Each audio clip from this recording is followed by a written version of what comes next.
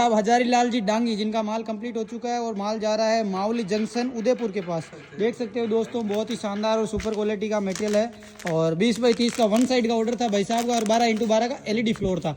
LED floor भी loading करेंगे। और ये मावली जंक्शन का लिए माल निकल चुका है, फैक्ट्री से माल जा रहा है। ऑल ओवर इंडिया ट्रांसपोर्ट है। थैंक यू सो मच दोस्तों। अगर आप पेज पे नहीं तो फॉलो करें, सपोर्ट करें। डीजे ट्रस्ट बनाना तो कांटेक्ट करें, कॉल करें, व्हाट्सएप करें और अपना ऑर्डर बुक करें। धन्यवाद, शुक्रिया दोस्तों।